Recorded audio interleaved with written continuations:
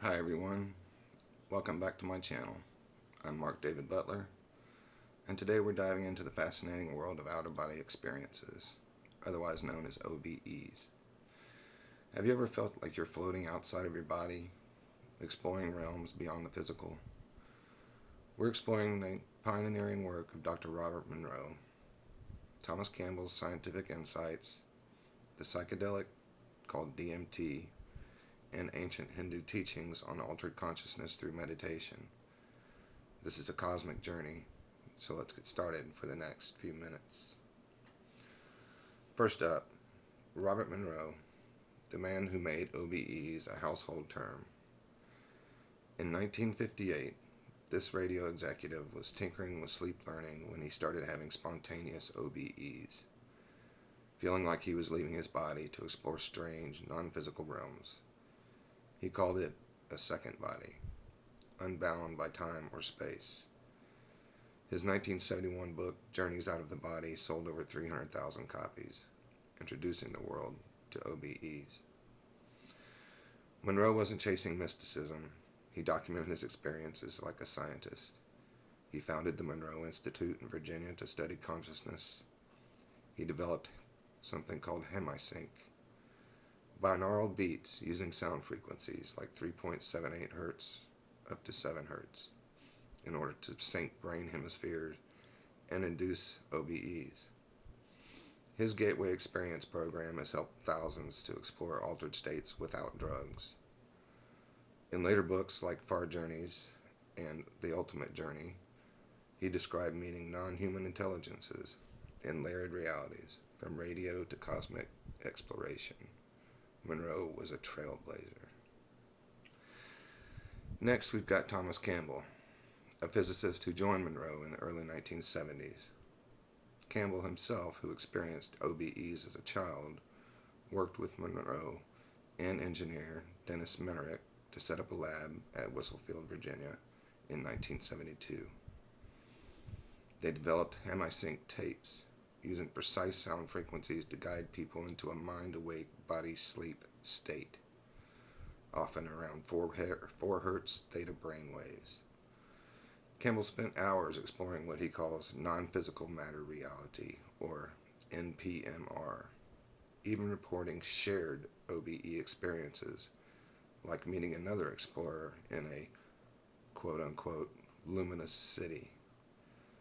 His 2003 book, My Big Toe, toe meaning theory of everything, argues that consciousness is not the root of reality, not matter.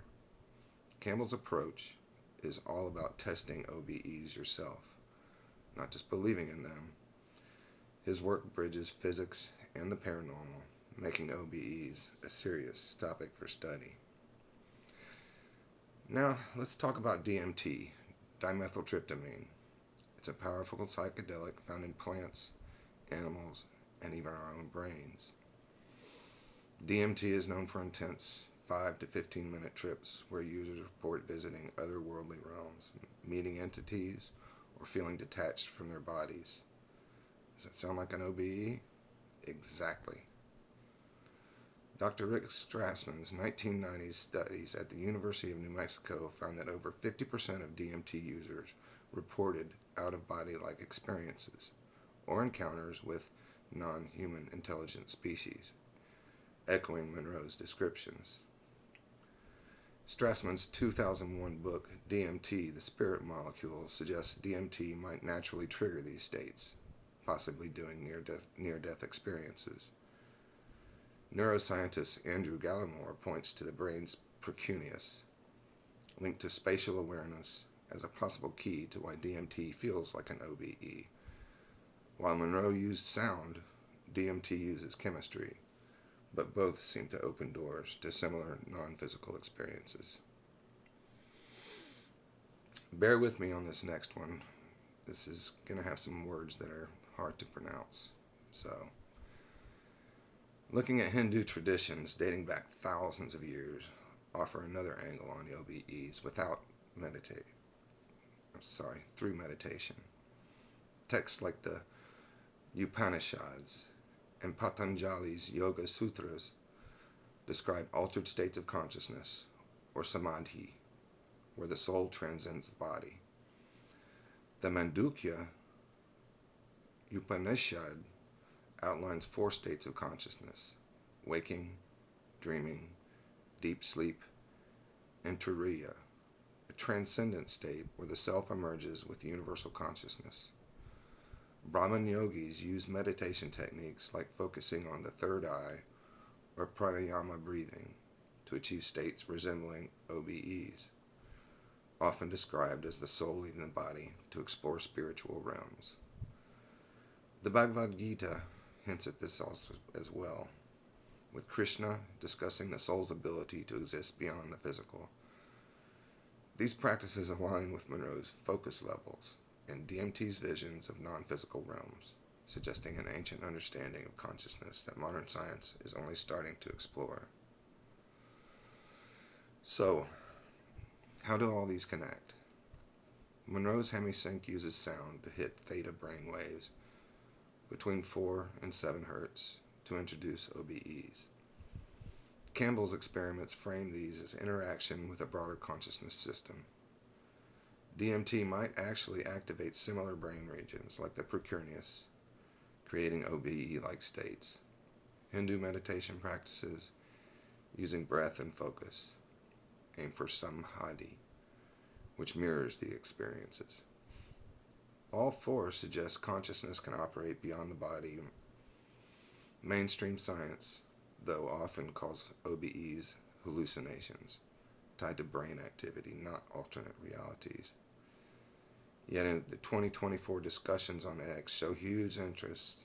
Users share gateway process success stories, compare DMT trips to Hindu mystic visions, and debate Campbell's quantum consciousness ideas. The Monroe Institute still reports 80% of gateway participants experience altered states. DMT research at places like Imperial College in London in 2023 keeps probing psychedelic links to consciousness. Hindu teachings add timeless perspective, suggesting we've been exploring these states for millennia. From Monroe's binaural beats to Campbell's physics, DMT's psychedelic visions, and Hindu meditation's ancient wisdom, out-of-body experiences challenge what we think we know about reality. Are we glimpsing other dimensions, or just diving deep into our minds? That's for you to explore, maybe through meditation, hemisync, DMT, or just an open mind. I'm going to go off topic. Well, not off topic. I'm going off script.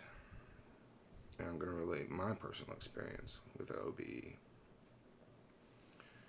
The date was November 18th, 1998, at approximately 10:08 p.m. I was alone in my apartment. I was watching TV. All of a sudden, things started looking transparent. I could see the outline of things. I could see the structure. But everything, I could see through it. I could see the energy field. I could see the background. I could see the energy in everything. But it was transparent. So, I decided to walk through my wall, which I did. I found myself outside floating above my apartment. I didn't know what was going on, but I knew that I could fly. I took off. I started flying over the city of Atlanta.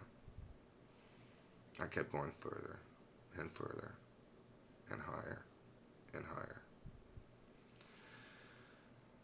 I eventually reached a place where I was greeted by another entity.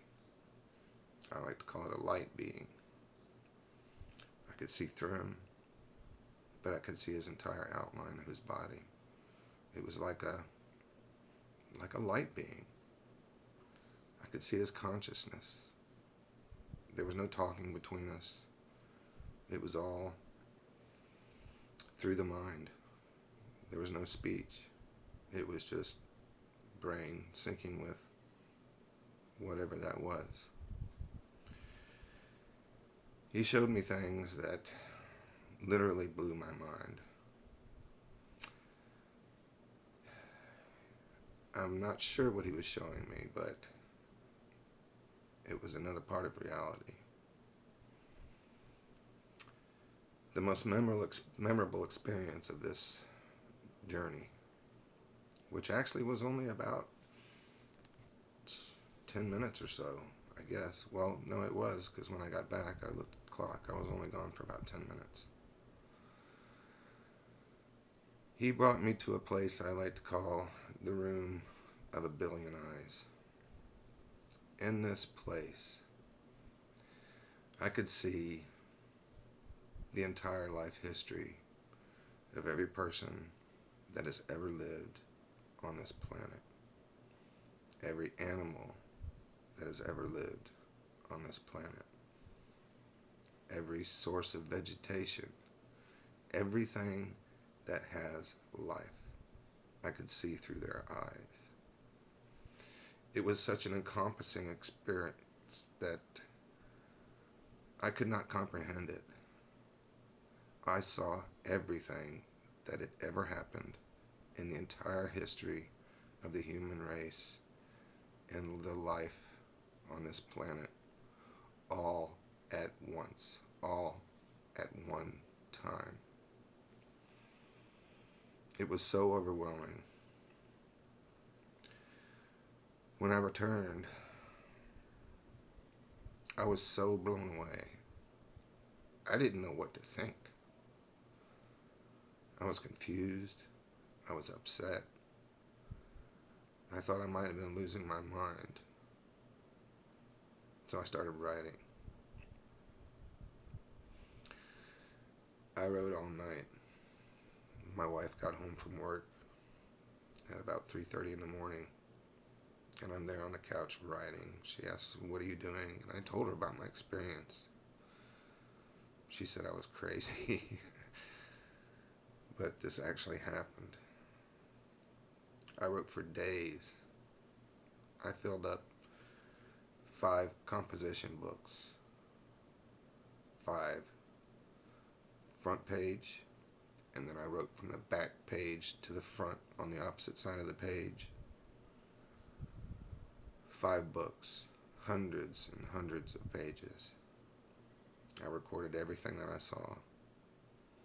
I still have those books. I had another experience extremely similar. Due to an unfortunate circumstance, I found myself in the hospital in the ICU. The doctor said that I coded twice. I had almost the exact same experience. This time, my guide, who I forgot to mention his name was Seth, he took me on the same journey. He said, "It's not your time, but remember this and come back." Well, that's my experience with OBEs. If you've had a similar experience, please comment. If you like this video, please give it a thumbs up, subscribe, and keep watching my channel. I'm going to be diving into some very interesting topics every week, and I hope you're here to join me. Thank you for joining me on this epic journey on my channel. I hope this sparked your curiosity. And if you'd like to talk about something, give me a topic. I'll explore it, and we'll explore it together. Tell me what we should tackle next. I'll see you in this reality, or maybe another. See you on the other side.